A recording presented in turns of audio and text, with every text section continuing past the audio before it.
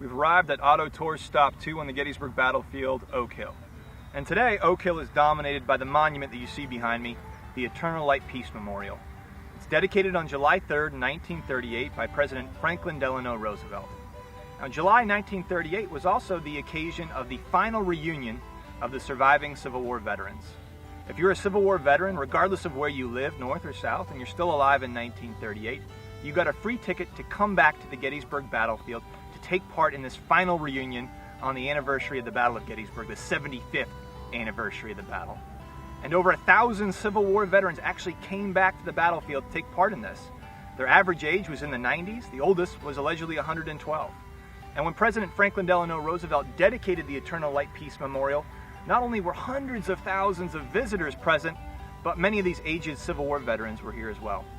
The Eternal Light Peace Memorial physically depicts the reunited country after the ravages of the American Civil War. With a base made of granite from the state of Maine and a shaft made from Alabama limestone, it symbolically depicts the two halves of the country joined together. Topped with eternal flame, it again represents peace eternal in a nation reunited. We're now standing on Oak Hill, Auto Tour Stop 2 on the Gettysburg battlefield, and we're looking roughly due south towards the town of Gettysburg. Gettysburg today is marked by the prominent buildings you see in the background. The Battle of Gettysburg, by about noon on July 1st, 1863, settled into a lull as both sides pulled back. As we already mentioned at previous stops, Major General John Fulton Reynolds, commanding the 1st Army Corps of the Army of the Potomac, committed the Union Army to battle by taking up a position at Gettysburg, Pennsylvania. And roughly 30 minutes later, he's out of the fight. He's killed. Why did John Reynolds decide to fight at Gettysburg? Well, a big part of that is Cemetery Hill, just south of the town of Gettysburg. Find the prominent glass tower located on the Gettysburg College campus today. The tallest tree line behind it marks Cemetery Hill. In 1863, unlike today, Cemetery Hill is completely clear of trees. It sticks out like a sore thumb. It dominates the landscape around it. It's an excellent position for artillery. It has a great field of fire. If you're John Fulton Reynolds, or if you're the Union Army of the Potomac, and you're going to fight the Confederate Army in a battle that could decide the war, you want to hold on to that key ground south of the town of Gettysburg.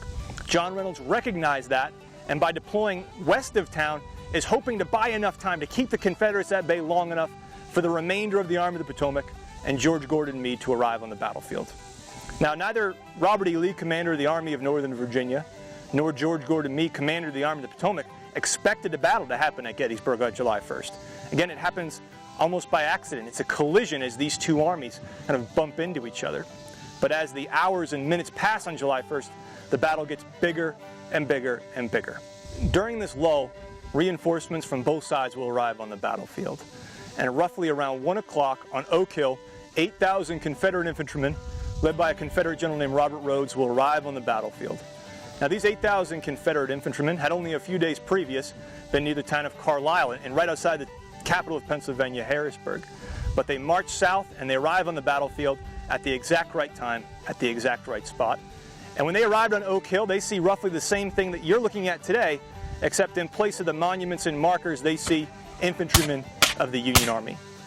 Now, Robert Rhodes, around 2 o'clock, will launch his division, again 8,000 men, against the Union position stretched out in the fields to our south.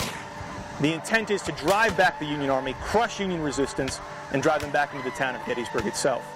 However, these Confederate attacks are poorly coordinated, and Union reinforcements occupying Oak Ridge, again marked by the prominent monuments and markers along the Park Road today, are able to drive those Confederate attacks back. Thus far, Union troops have been able to hold off these Confederate assaults, but the battle is far from over.